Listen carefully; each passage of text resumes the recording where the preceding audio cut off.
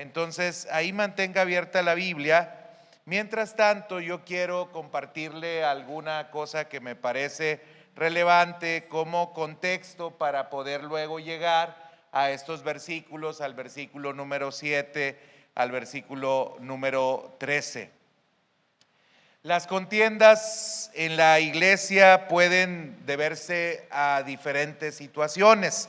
A veces se dan por cuestiones doctrinales, en otras ocasiones se dan por cuestiones de opinión y en otras ocasiones por algunas convicciones que algunas personas tienen. Pero quizás la diferencia más marcada y más notoria que ha habido a lo largo de la historia en la iglesia fue precisamente al inicio de la iglesia. Y esta división, hermanos, estuvo pues haciendo peligrar la permanencia de la iglesia. Esta división se dio entre los judíos y entre los gentiles. Los judíos no eran muy amigables con los gentiles, De hecho, entre algunas de sus oraciones, algunos oraban y decían: Señor, te doy muchas gracias, así decían los fariseos, porque no soy mujer, porque no soy gentil o porque no soy perro. Regularmente los judíos no tenían muy buena opinión de los gentiles. De hecho, ellos no tenían trato con los gentiles. Un ejemplo claro es la situación que tenían, por ejemplo, con los samaritanos, que aún los samaritanos sí tenían cierta relación con ellos, pero se habían mezclado con otras naciones, y con el solo hecho de haberse mezclado con otras naciones, entonces los judíos no tenían trato con los samaritanos.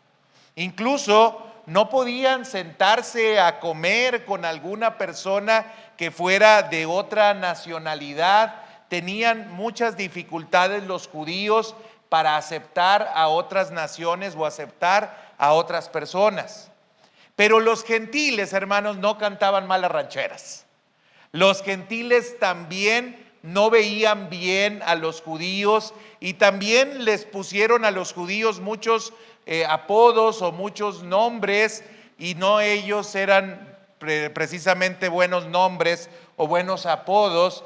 De hecho, se dio cierto antisemitismo a lo largo del tiempo y de la historia por parte de algunas naciones en contra precisamente de los judíos.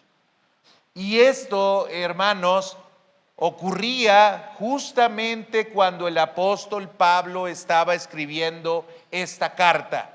Los gentiles habían llegado a Cristo, se habían convertido, y principalmente a través de la predicación del apóstol Pablo.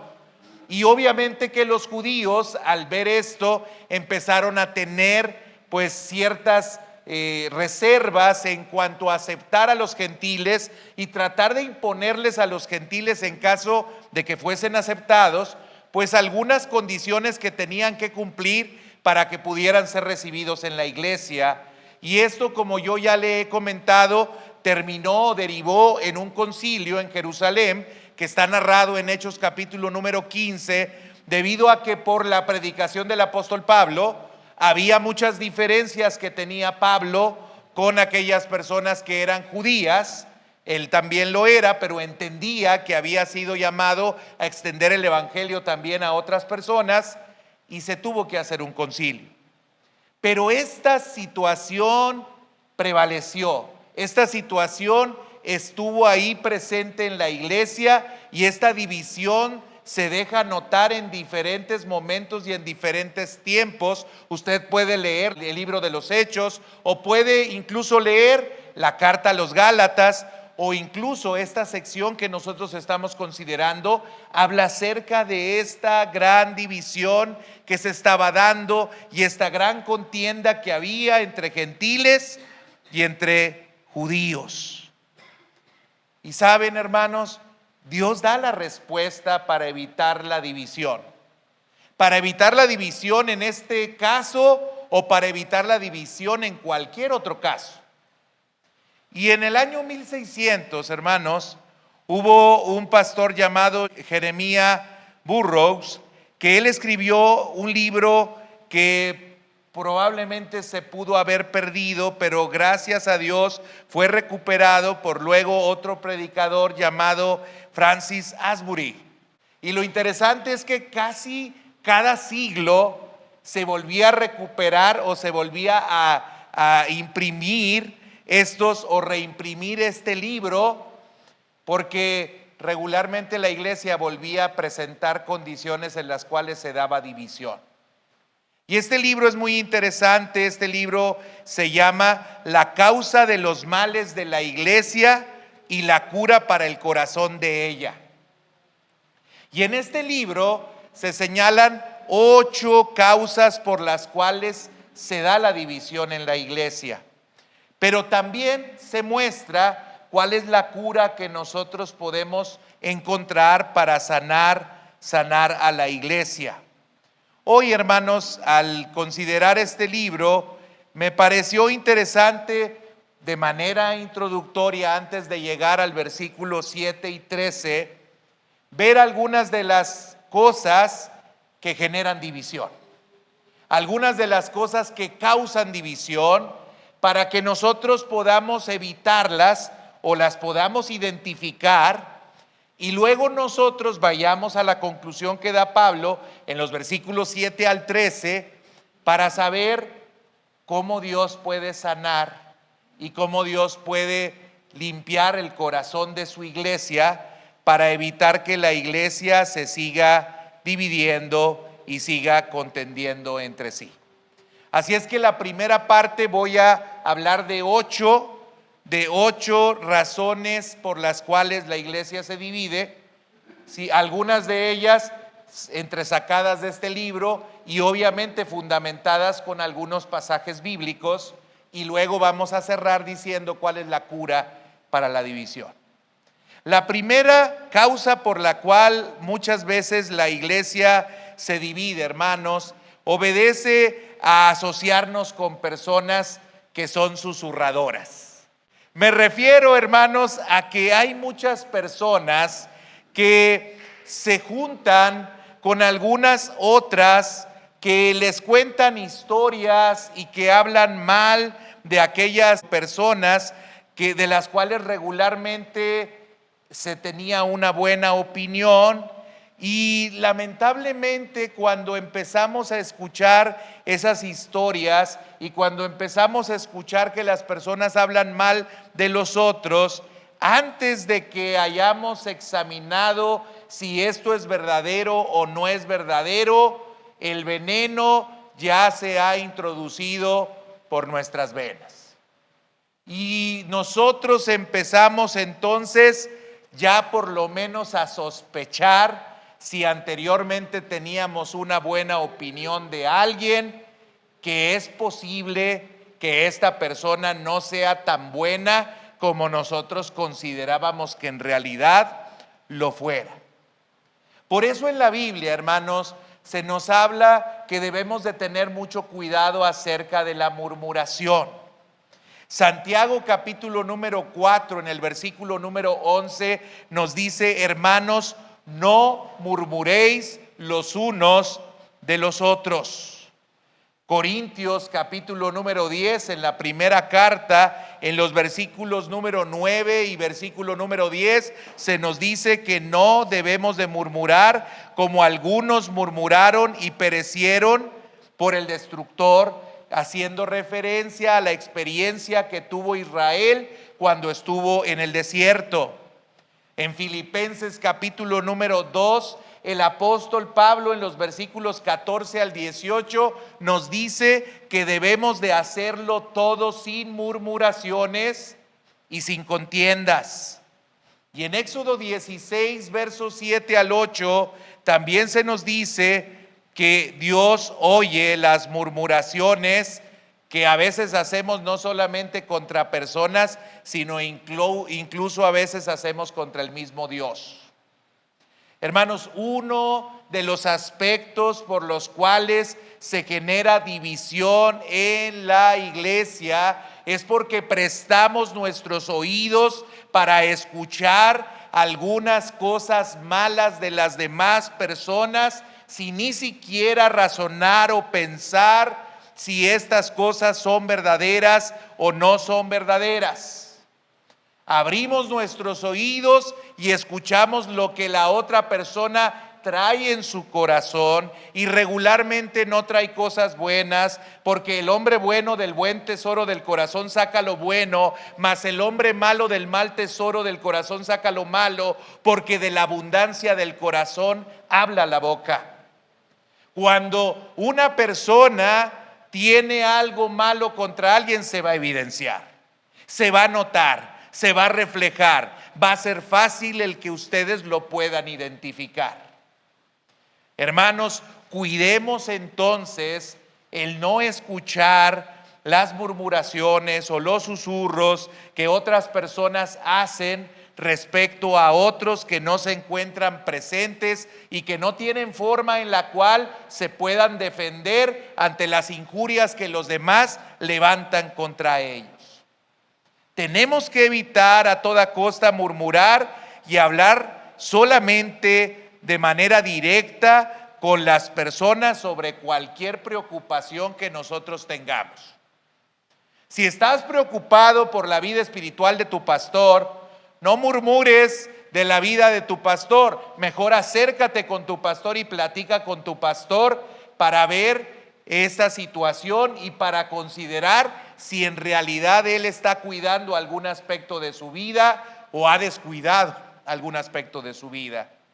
Pero no murmures, no susurres, no hables, pero tampoco te prestes a que alguna persona venga, susurre y diga algo malo de alguna persona, y no necesariamente me refiero aquí en particular al pastor, que lo referí solamente como un ejemplo. Me refiero a cualquier persona que integre nuestra comunidad. No podemos murmurar, no podemos susurrar, ni podemos permitirnos escuchar cosas malas de los demás. Incluso esto yo se los he referido en muchas ocasiones. A veces hasta personas no creyentes entienden muy bien el cuidado que debemos de tener sobre lo que nosotros escuchamos. Por ejemplo, Sócrates, el filósofo griego, él decía que antes de que alguien viniera a contarle algo, él hacía pasar el comentario de las personas por 3 pruebas. La primera prueba era la siguiente, y le decía a la persona que le quería hablar, le decía: lo que tú me vas a decir es algo verdadero, ¿te consta que es verdad? Y si la persona decía que sí, entonces le hacía otra pregunta y le dijo: ¿y lo que tú me vas a decir acerca de esa persona no solamente es verdadero, sino es algo bueno? Y entonces, si pasaba esa prueba, iba con la tercera pregunta, y Sócrates le decía: lo que tú me vas a decir acerca de esa persona es algo que a mí me concierne o que yo tenga que saber.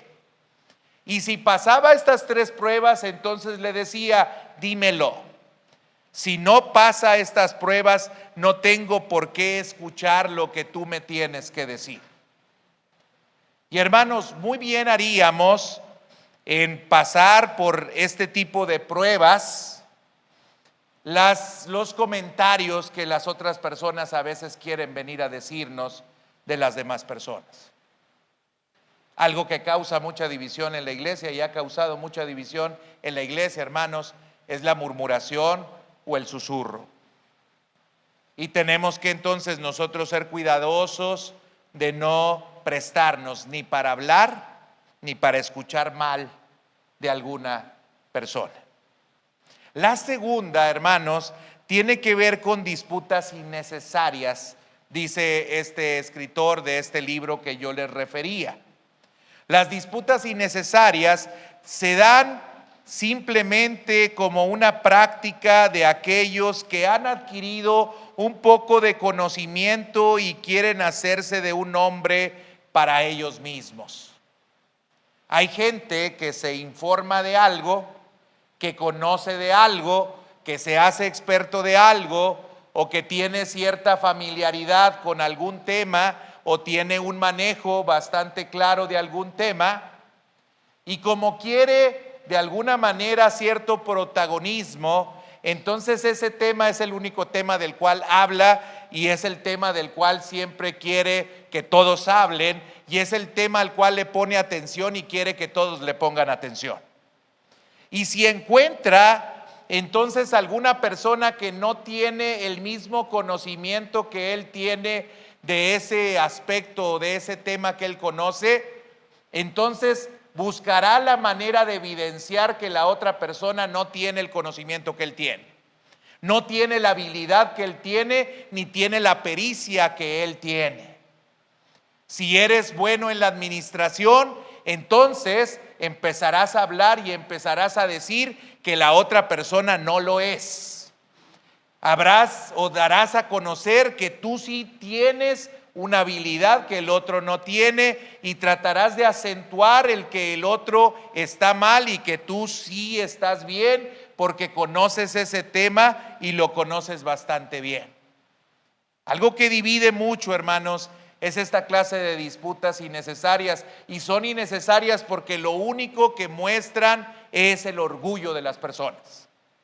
Es la búsqueda de reconocimiento, es el deseo de que los demás se den cuenta que sobresalen sobre otros en algunos aspectos. Y esto ha dañado también mucho a la iglesia. Algo que sucede comúnmente en las iglesias es que a veces se menosprecia mucho al liderazgo de los pastores. ¿Por qué se menosprecia? Porque algunos pastores quizás no tienen una formación que otros pastores a lo mejor sí tuvimos la oportunidad de tener. Y algunos de ellos solamente tienen formación teológica, que finalmente no es cualquier cosa el que lo tengan, pero mucho se menosprecia esta clase de formación. Es mucho más importante otro tipo de conocimientos, porque la sociedad también le da valor a algunos conocimientos y a otros no. Y hay personas que entonces, al saber que el pastor desconoce de algún tema en el cual la otra persona sí es experta, entonces empieza constantemente a señalarlo o a decirlo, porque lo único que está buscando es mostrar que él sí sabe y el otro no. Hermanos, esto es innecesario. Claro que hay muchas cosas que tú puedes saber, o que yo sé, o que tú puedes ignorar, o que yo puedo ignorar. Pero eso no debiera de ser razón por la cual debiéramos de estar discutiendo o debiéramos de estar disputando. Esa no debiera de ser la razón por la cual debiéramos entonces entrarnos o enfrascarnos en una charla muy acalorada para ver quién sabe más o quién sabe menos. Son disputas innecesarias que solamente lo que muestran es el deseo de manifestarte como una persona que tiene más conocimiento que la otra, y lo único que muestra es tu orgullo. Además de esto, hay otra de las cosas que también generan división, y es el no mantenerte dentro de los límites que Dios ha establecido. ¿A qué me refiero con esto de no mantenerte dentro de los límites que Dios ha establecido? Tiene que ver con el entrometerte con algunas cosas que no te conciernen. Tratar de obtener una posición más alta para nosotros que en realidad Dios nos ha dado, o que Dios nos ha dado, porque Dios nos ha diseñado para algo y no para otra cosa. Muchas personas quieren ser el centro de atención, algo que de por sí no tiene por qué significar nada malo. Sin embargo, la mayoría quiere destacar y quiere sentirse admirado y quiere ser valorado por los demás, pero a veces esto se convierte en algo insano. De tal manera que en todo lugar queremos la preeminencia y en todo lugar queremos el reconocimiento. Y no aceptamos los límites que tenemos en determinados espacios o en determinados lugares. No reconocemos los liderazgos que han sido asignados a determinadas personas y queremos nosotros ponernos a la par de esos liderazgos que han sido asignados a algunas personas. Y el ejemplo quizás más claro de esto Es la conspiración que se nos narra en Segunda de Reyes, capítulo número 15, versos 1 al 6, que se realizó por parte de Absalón contra su mismo padre David, queriendo tomar el lugar que le correspondía a su padre. Y vean lo que hizo Absalón ahí en Segunda de Reyes 15 del 1 al 6. Dice: pasado algún tiempo, Absalón consiguió carros de combate, algunos caballos y una escolta de 50 soldados. Se levantaba temprano y se ponía a la vera del camino junto a la entrada de la ciudad. Cuando pasaba alguien que iba a ver al rey para resolver un pleito, Absalón lo llamaba y le preguntaba de qué pueblo venía. Aquel le decía de qué tribu israelita era, y Absalón aseguraba: tu demanda es muy justa, pero no habrá quien te escuche de parte del rey. Enseguida añadía: ojalá me pusieran por el juez en el país. Todo el que tuviera un pleito o una demanda vendría a mí y yo le haría justicia. Además de esto, si alguien se acercaba para postrarse ante él, Absalón le tendía los brazos, lo abrazaba y lo saludaba con un beso. Esto hacía Absalón con todos los israelitas que iban a ver al rey para que le resolviera algún asunto, y así fue ganándose el cariño del pueblo. Absalón, hermanos, se hizo de carros, caballos y 50 hombres.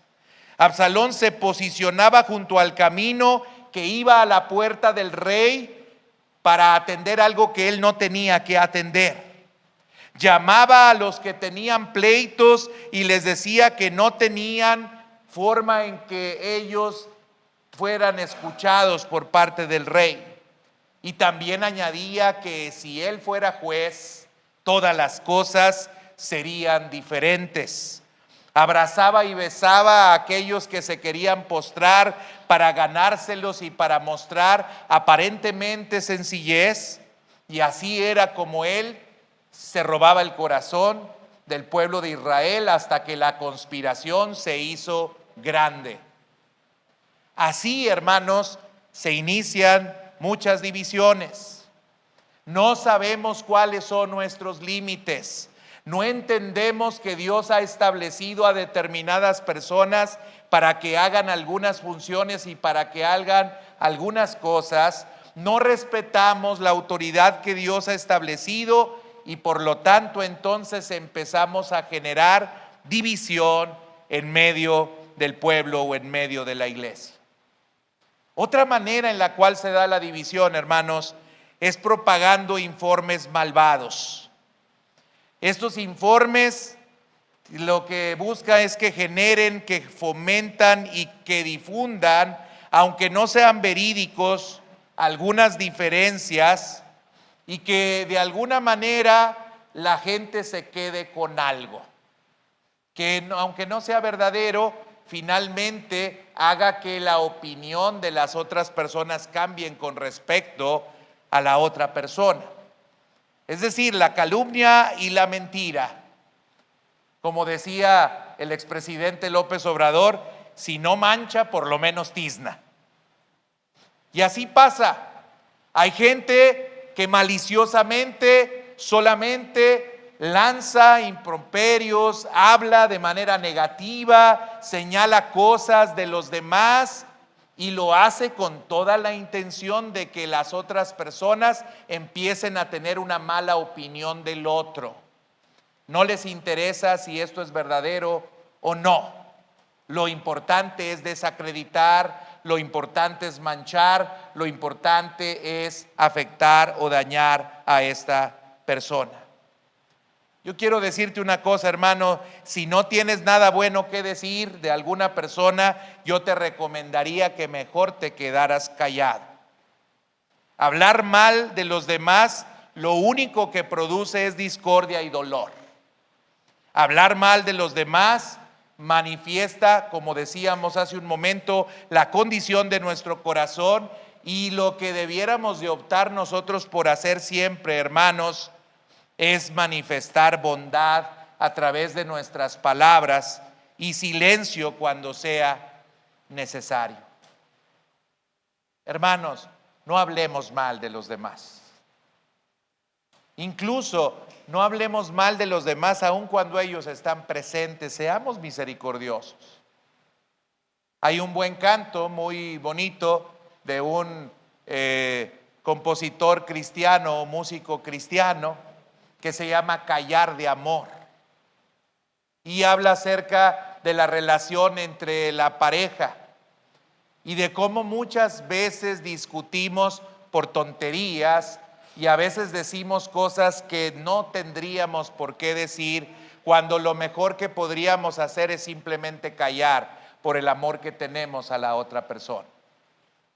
Hermano, cuando hablamos sin consideración dividimos, cuando hablamos sin consideración lastimamos, cuando hablamos sin consideración generamos un mayor distanciamiento y una mayor discordia y un ambiente bastante tenso en el lugar en el cual nosotros nos encontramos. Así es que olvídate de andar propagando cosas malas de las demás personas, porque eso genera división. La quinta cosa es que algo que hacen también algunas otras personas es dividir, hasta negar incluso el debido respeto que se debe de tener hacia los demás. En una de las porciones que escribe en este libro que les estoy refiriendo, el autor dice: y los ministros y otros en posiciones públicas no deberían entretener y mucho menos buscar o regocijarse en cualquier honor o respeto que se les otorgue, que ven menoscabada la estima y semblante que se le debe a otros. Y aquí el autor habla acerca de cómo habemos algunas personas que a veces nos encanta que nos alaben y nos encanta que nos reconozcan, aun cuando con este reconocimiento lo que sucede o lo que pasa es que se termina a veces menospreciando a otras personas. Dicen que era muy bajo de estatura, dicen que pues era una persona calva, que tenía la nariz aguileña y muy grande, y que además de esto, pues también él mismo refiere que tenía problemas hasta con la vista. Por eso hay una parte de la escritura en la cual dice: les escribo con grandes letras. Era una persona que estaba encorvada, entonces no tenía una presencia muy importante y por lo tanto pues a lo mejor no cautivaba ni llamaba la atención cuando él estaba presente frente a alguna persona. Y algunos empezaron en la carta a los Corintios a menospreciar a Pablo cuando el mismo Pablo les había llevado el evangelio, y empezaron entonces a reconocer a Apolos. Y entonces empezó a darse una división en la iglesia, y ahí en 1 Corintios 1:12 algunos decían: yo soy de Pablo, otros decían: yo soy de Apolos, otros decían: yo soy de Cefas. Pero Pablo les decía: ustedes son de Cristo. Ustedes no tienen por qué alabar, ni exaltar, ni ensalzar a un personaje y menospreciar a otro o devaluar a otro, porque el único que debe de recibir la gloria y la alabanza es Jesús. Y eso es algo que ninguno de los ministros debiéramos de permitir. No debiéramos de permitir que nos alabaran.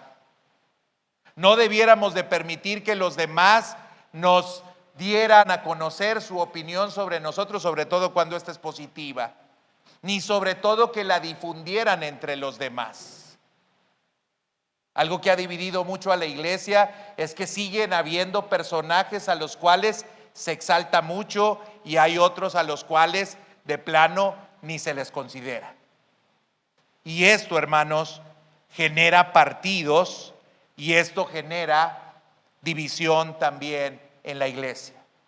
La única gloria es para Dios.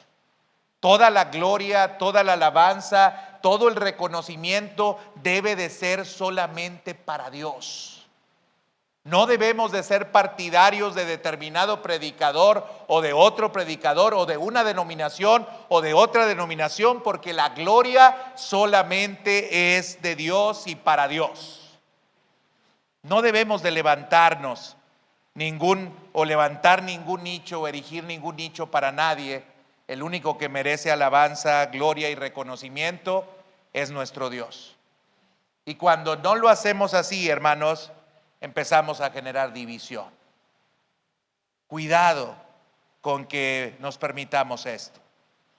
Otra de las cosas que genera división, hermanos, es que debido a que los hombres no pueden unirse en todas las cosas, entonces no se unen en nada. Es bastante evidente, hermanos, que no en todas las cosas nosotros vamos a estar de acuerdo. Es bastante evidente que por algo existe el dicho de que cada cabeza es un mundo.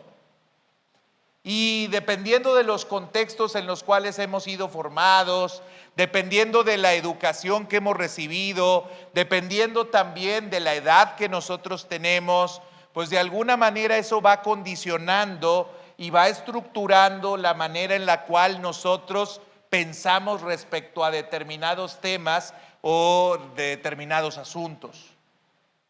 Y hermanos, algo que está mal es que si en algo diferimos con alguien, entonces como estamos difiriendo en esto, entonces no seamos capaces de trabajar en otro aspecto o en otra cosa con nuestro hermano.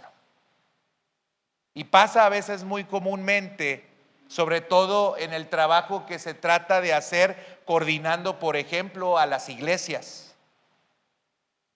Es bien difícil el trabajo en la iglesia. Nosotros participamos de una alianza. Y esta alianza, si vieran lo difícil que es el que pueda conciliar algunos temas, porque no todos pensamos exactamente igual y hay personas que no tienen la madurez para decir, bueno, en esto no estoy de acuerdo, pero en todas estas otras cosas sí estoy de acuerdo y por lo tanto podemos trabajar o podemos seguir unidos porque estamos de acuerdo en todas estas cosas. No, a veces con el solo hecho de que no se hagan las cosas exactamente como ellos lo piensan o lo creen, es entonces razón suficiente para que estas personas digan, como un niño chiquito, yo ya no juego, yo ya no quiero estar aquí. Tenemos que aprender a madurar, hermanos. A lo mejor esas actitudes que teníamos cuando jugábamos a las canicas, ¿sí? En las cuales, o como las que presentaban con Kiko, ¿verdad? A veces nos parecemos a Kiko, el niño rico que trae la pelota y que juega, pero solamente pone las condiciones para jugar, y si no se va a jugar como él dice que se debe de jugar, entonces agarra su pelota y deja todo sin jugar, porque él no está definiendo cómo se deben de hacer las cosas. Y a veces así pasa, hermanos. Digo, es inaudito que a mí me pasó en alguna ocasión que una persona me dijo, pastor, si usted no hace esto, esto y esto, yo voy a dejar de diezmar. Y le dije, ay hermano, no sabía ni que diezmaba. Y de veras, les aseguro, yo no sé si usted diezma o no diezma. Es de lo último que me entero. Si diezma o no diezma, le dije, hermano, yo no sabía que usted diezmaba. Y si no quiere diezmar, pues no diezma para mí, diezma para Dios. Pero pues él pensaba que a lo mejor yo estaba informado de cuánto ingresaba gracias a él. Sí le podía tantear, ¿verdad? A los camotes, el agua a los camotes, por más o menos la condición de vida que tenía. Pero la verdad es que eso me tenía sin cuidado y me sigue teniendo sin cuidado hasta este tiempo, hermanos. Tenemos que ser maduros y tenemos que entender que si no estamos de acuerdo en algo, no por eso entonces nos vamos a dividir y nos vamos a separar y entonces ya no vamos a participar absolutamente de nada porque no se hicieron las cosas como justamente yo dije que se tenían que hacer. Y eso va para todos, hermanos, incluso para mí, porque a veces, aunque usted no lo crea, hay cosas que no se hacen como yo pienso que se deberían de hacer. Y son más de las que usted cree. Hay muchas cosas que no ocurren como yo hubiera pensado que debieran de ocurrir y debieran de suceder, pero a pesar de ello, sigo con ustedes. Aquí estoy trabajando, echándole ganas, esforzándome juntamente con ustedes. Como también entiendo que algunos de ustedes quizás ven algunas cosas y no están de acuerdo con ellas, pero han tenido la madurez para entender que aunque no estén de acuerdo con esas, hay otras cosas con las cuales sí están de acuerdo y en ellas nosotros juntos podemos trabajar y podemos avanzar. No tenemos por qué dividirnos. Tenemos que ser maduros, hermanos. Y debemos entonces de tener cuidado de que nada más porque en algo no nos pusimos de acuerdo, entonces eso significa que no nos podemos poner de acuerdo en ninguna otra cosa. Eso genera división. Elogiar y apoyar lo que no nos importa en oposición a lo que no nos gusta genera también división. Es decir, hay personas que, como dice el dicho, pues se juntan con otros, sí, por conveniencia, tan solo porque pues no les parece lo que el otro está haciendo, aun cuando no tengan ni siquiera interés en lo que el otro tampoco hace. Pero como no le preocupa o ni le viene ni le va lo que el otro está proponiendo, pero sí no le gusta lo que el otro propone, entonces se une con aquel de manera falsa, con el cual tampoco está de acuerdo, pero no son asuntos que son relevantes o importantes para él, tan solo para estar en desacuerdo con el otro. Hermanos, eso habla muy mal acerca de cuál es la condición también de la persona, porque es una persona muy falsa, es una persona entonces no íntegra, es una persona no leal. Porque si piensa el otro con el cual se alió que le va a ser fiel, nomás espérate que le digas algo que a él sí le interese y que él esté en desacuerdo para que veas entonces cómo te va a ir y cómo entonces se va a aliar o se va a ir con otro que sí le apoye para ir en contra de ti. Debemos de ser muy cuidadosos en este aspecto y en este sentido, sabios para discernir también cuando esto sucede. Porque a veces, hermanos, pasa también entre los pastores. Hace poco estaba platicando con un pastor que me estaba un poco contrariado porque decía, viene una persona de una iglesia para la mía y la situación es esta, y me relataba la situación y me decía, yo no sé si realmente aceptarlo bajo esas condiciones o no. Porque obviamente cuando llegan y se cambian de iglesia, muchas veces, no siempre es el caso, pues vienen hablando mal de la otra. Y saben, algo muy altamente probable que va a ocurrir es que luego también van a hablar mal de la iglesia a la cual llegan. Es altamente probable que eso vaya a suceder. Entonces no puedes creer tú, ni te puedes pelear con el otro pastor y decir, yo ya no voy a ser amigo del otro pastor porque ya me vino a contar el hermano que el otro pastor es así, así y así y asá, tan solo porque te conviene que llegue el hermano a tu iglesia. No es correcto, eso genera mucha división, eso trae mucha división. Y debemos de ser cuidadosos entonces en no solamente elogiar y apoyar lo que no nos importa en oposición a lo que no nos gusta, porque a veces así sucede. Y hay otras ocasiones, hermanos, en lo que genera división es la venganza. Así, tal cual, y sin ponerle mucho adorno, hay gente que así como aquel personaje, el ratón Crispín, odia con odio jarocho. Odia con odio jarocho. Si se la haces, se la vas a pagar.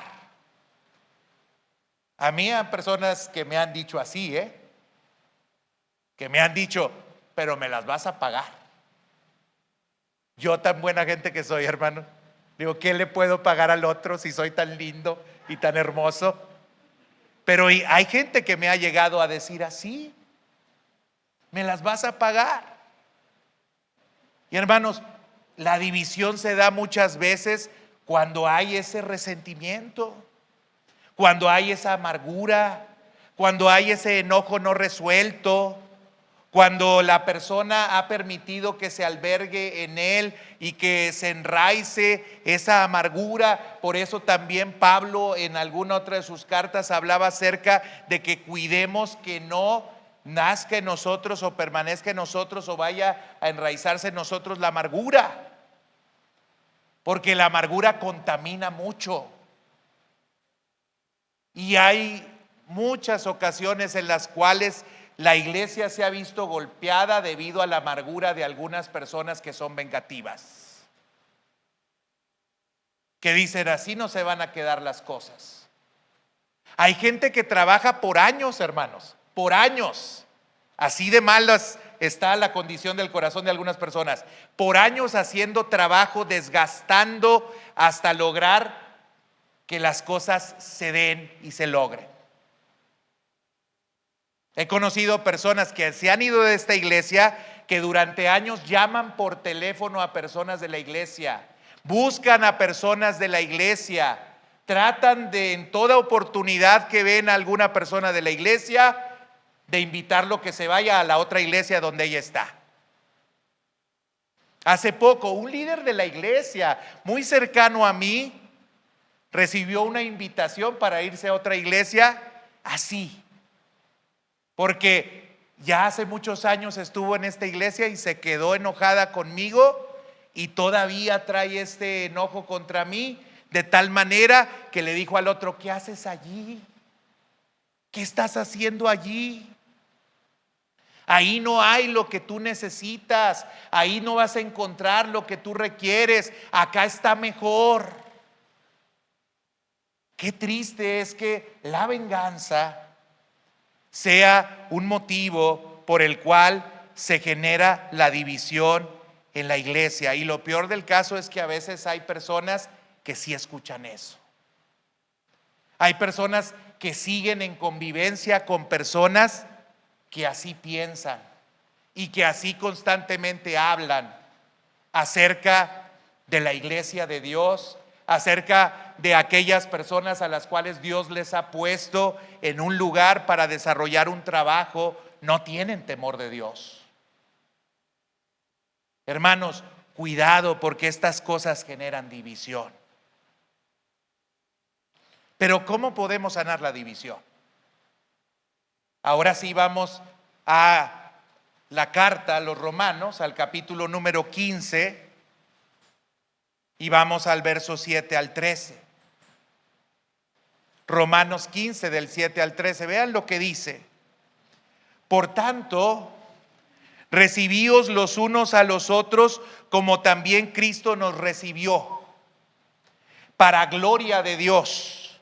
Pues os digo que Cristo Jesús vino a ser siervo de la circuncisión para mostrar la verdad de Dios, para confirmar las promesas hechas a los padres y para que los gentiles glorifiquen a Dios por su misericordia, como está escrito: por tanto, yo te confesaré entre los gentiles y cantaré a tu nombre. Y otra vez dice: alegraos, gentiles, con su pueblo. Y otra vez: alabad al Señor todos los gentiles y magnificadle todos los pueblos. Y otra vez dice Isaías: estará la raíz de Isaí, y el que se levantará a regir los gentiles esperarán en él. Y el Dios de esperanza os llene de todo gozo y paz en el creer, para que abundéis en esperanza por el poder del Espíritu. Yo quiero decirles aquí, hermanos, que cuando Pablo utiliza la expresión por tanto, y Yaret sí sabe que esto es un indicador de conclusión, el por tanto, en lógica le tuve que explicar eso. Por tanto, indicador de conclusión. Pero algo que usted tiene que saber es que esta conclusión, hermanos, no solamente es la conclusión que corresponde a la sección del capítulo 14 y 15, sino que es la conclusión que corresponde a la sección que va del 12 al 16, porque desde el 12 encontramos la parte práctica de la vida cristiana. Pero no solo eso, hermanos, esta es la conclusión de toda la carta. Ahora, es necesario que usted se acuerde de algunas cosas que dice en la carta. La carta en el capítulo 1 empieza hablando acerca de cómo la humanidad está corrompida y necesita a Dios. Pero luego en el capítulo 2 el apóstol Pablo empieza a hablar acerca de que no solamente los gentiles están corrompidos, sino que también los judíos moralistas lo están, de tal manera que en el capítulo 3 termina diciendo que no hay justo ni aún uno, no hay quien entienda, no hay quien busque a Dios, no hay quien haga lo bueno. Todos se desviaron y todos se descarriaron. Todos hicieron a una inútiles. Queda claro que Pablo ha dicho que no hay forma que a través de nuestras obras nosotros podamos alcanzar la justicia que Dios quiere que nosotros tengamos. Incluso el apóstol Pablo adelanta más y en el capítulo número 4 dice que ni siquiera personajes tan importantes como Abraham o personajes como David pudieron alcanzar la justicia por su propia cuenta. Y termina entonces diciendo en el capítulo número 5, versículo número 1, justificados pues por la fe tenemos paz para con Dios. Ahora, ¿por qué le tengo que recordar todo esto? Le tengo que recordar todo esto porque en el capítulo 14 hay una contienda y una división que se está dando entre los judíos y entre los gentiles por cuestión de opinión. Es decir, los judíos pensaban que los gentiles tenían que guardar los días y las fiestas. Los judíos pensaban que tenían que cuidar la alimentación y la bebida. Pero aquellos que eran gentiles no consideraban que esto fuera algo necesario. Y aquí esto está interesante porque el apóstol Pablo está tratando de concluir aquí o diciendo a los judíos y a los gentiles cuál es el motivo por el cual nosotros fuimos recibidos por Dios. Y no fuimos recibidos por la comida o por la bebida. No fuimos recibidos porque guardáramos las fiestas o no las guardáramos. No fuimos recibidos por estas cosas que los estaban dividiendo, sino que fuimos recibidos simplemente porque Cristo nos recibió para gloria de Dios. Y este es el antídoto al problema de la división, hermanos. Nos dividimos regularmente por opiniones o nos dividimos regularmente por aquellas cosas que nosotros tenemos pues mucho interés o aquellas cosas que nosotros estimamos mucho, aquellas cosas sobre las cuales nosotros estamos convencidos. Pero Pablo concluye diciendo, reciban a su hermano de la misma manera como Cristo nos recibió. ¿Por qué Cristo nos justificó? ¿Y por qué Cristo nos recibió? ¿Porque cumplimos con la ley? ¿O porque no cumplimos con ella? ¿Por qué Cristo nos recibió? Nos recibió por gracia. Nos recibió por amor. Entonces, hermanos, entendiendo que así como Cristo nos recibió, nosotros tenemos que recibir a los otros. Esto entonces significa que nosotros no tenemos por qué estar peleando con otro por cuestión de opinión o convicción, puesto que nuestras opiniones o convicciones son irrelevantes para que nosotros fuésemos recibidos por Dios, y deberían de ser irrelevantes para que nosotros recibamos también a nuestros hermanos. No nos puede estar dividiendo nuestras opiniones ni nuestras convicciones, porque Cristo nos recibió con muy malas opiniones, porque Cristo nos recibió con muy malas convicciones, porque Cristo nos recibió no por alguna buena obra que nosotros hayamos hecho, porque ni aún nuestras mejores obras, lo dice Isaías, o nuestras mejores justicias delante de Él son algo, son como trapos de inmundicia. Y así Cristo nos recibió, con esos condicionamientos, con esas ideas, con esas cosas que nosotros hacíamos. Cristo nos recibió. Y ahora Pablo está diciendo: por tanto, porque Cristo los recibió y los justificó por medio de la fe, Él así los quiso recibir, ustedes también tienen que recibirse unos a otros de la misma manera en que Cristo lo hizo. Se tienen que recibir. Aun cuando algunos piensen que debemos de hablar en lenguas o no, nos tenemos que recibir. Aun cuando algunos piensen que debemos de danzar o brincar y otros no, nos debemos de recibir, porque eso no es la razón por la cual nosotros estamos cerca de Cristo.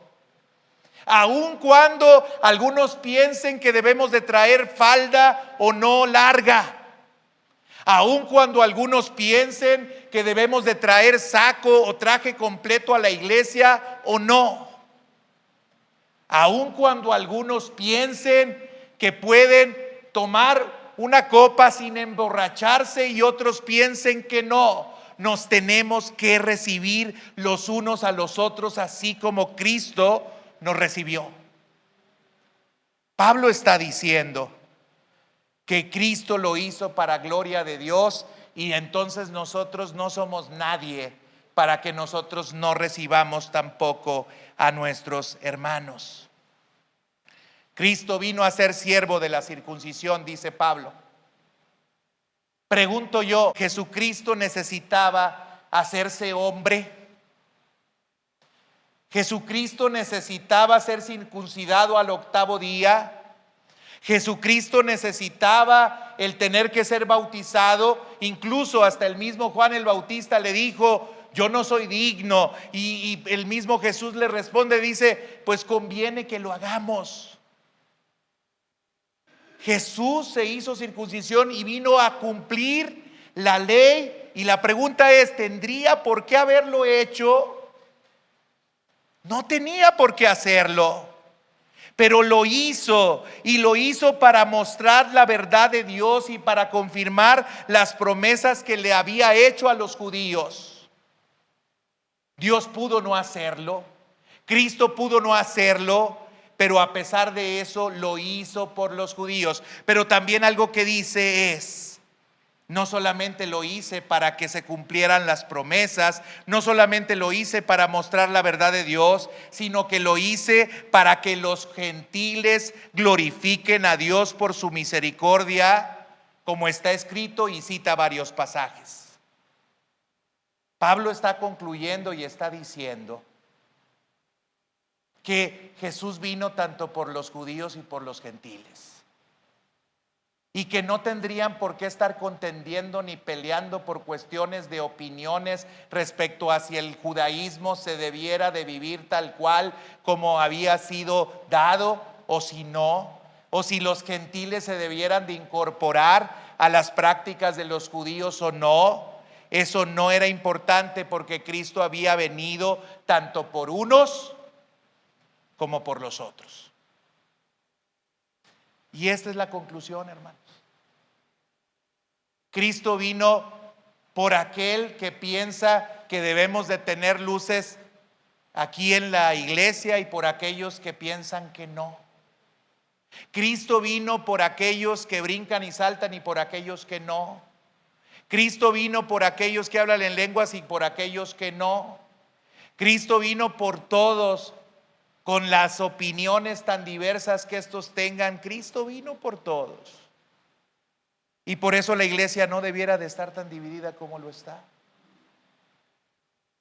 Pero seguimos nosotros queriéndonos dividir, imponiendo nuestros pensamientos. Yo sé más que tú.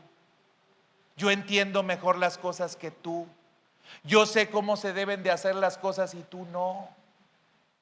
Queremos seguir nosotros imponiéndonos y erigiéndonos como si fuéramos la máxima autoridad en todas las cosas.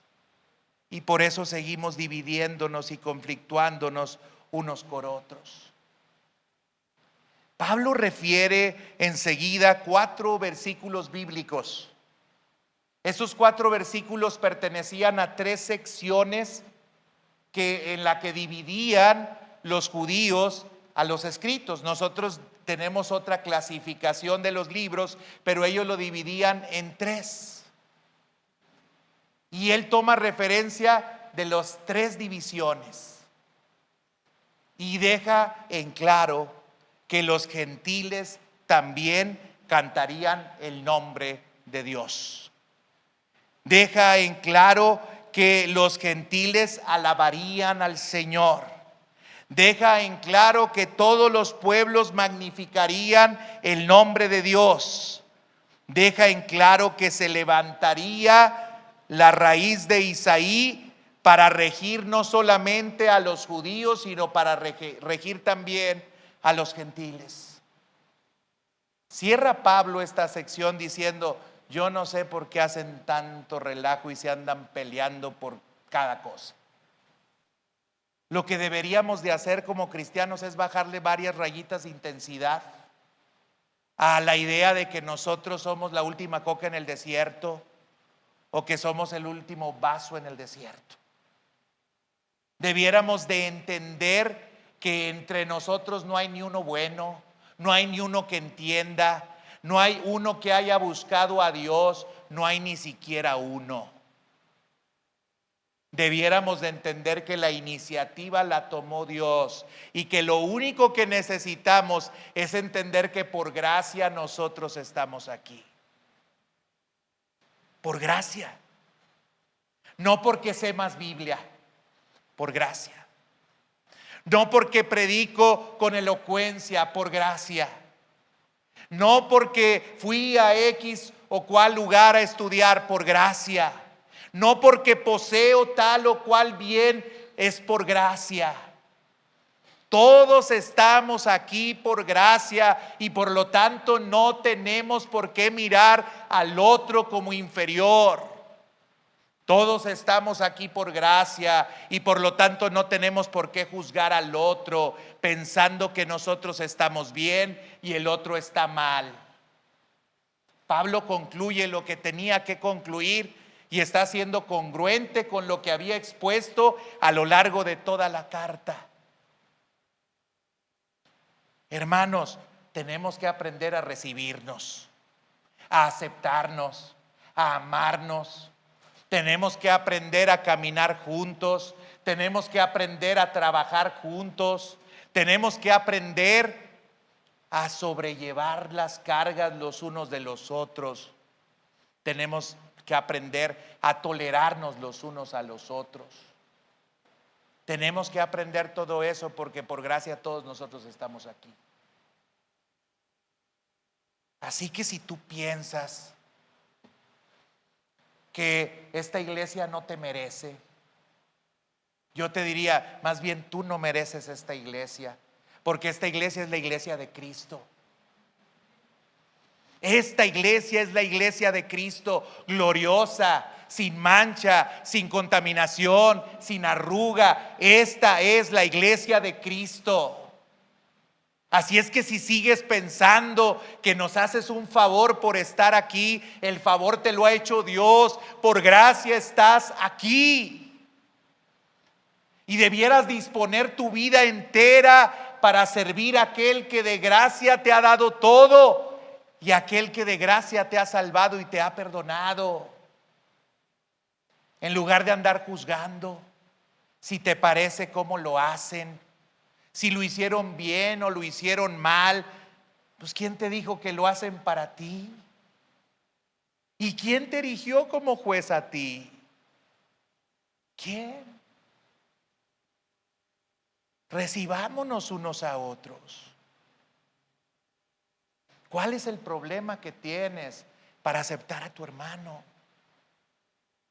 ¿Cuál es el problema que tienes para valorar a tu hermano? ¿Cuál es el problema que tienes para reconocer a tu hermano? ¿Cuál es el problema? Si entendiéramos quién en realidad somos, hermanos, no estaríamos divididos. Pero no sabemos quiénes somos.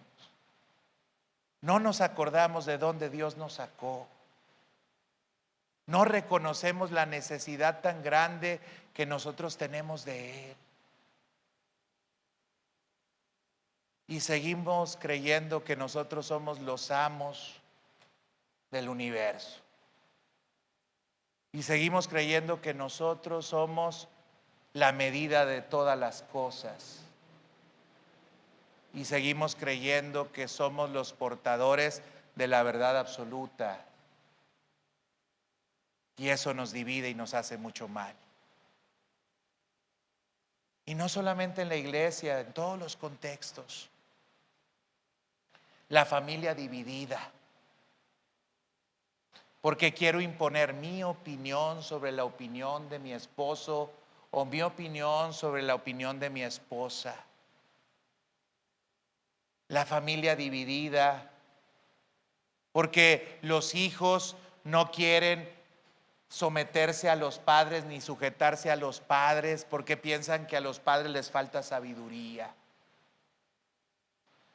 La familia dividida, porque siempre pensamos que nosotros pensamos mejor que el otro.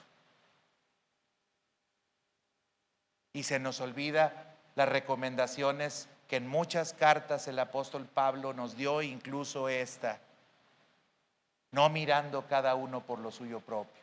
Haya pues en vosotros el mismo sentir que hubo en Cristo Jesús. Se nos olvida que no se trata de imponernos, sino se trata de entregarnos, que se trata de servirnos, que se trata de ayudarnos, que no se trata de mandar, porque el que quiera ser mayor entre vosotros debe de ser el servidor. Pero se nos olvidan todas estas cosas y nuevamente el orgullo emerge. Y nuevamente el orgullo nos separa y nos divide. Divididos en todas partes. ¿Cuál el antídoto? Es entender que necesitamos la gracia de Dios, que Él nos recibió y que no somos nadie para no recibir al que está a nuestro lado. Tan, así de sencillo y así de simple. Así es que yo hoy le quiero invitar a que ya deje esa clase de pensamientos y que se una, no se divida, no se separe, que se una, que participe, porque también hablamos acerca de en Romanos de los dones, Romanos 12, y de cómo Dios quiere que nosotros dispongamos nuestros dones para servir. Pero tenemos que estar unidos, no separados, no divididos por cuestiones de opiniones. Así es que esa es la invitación el día de hoy, a que sepamos que por gracia estamos aquí y que no somos mayores que nadie de los que se encuentran hoy aquí. Uno mayor que nosotros está en el templo, y ese es Jesús.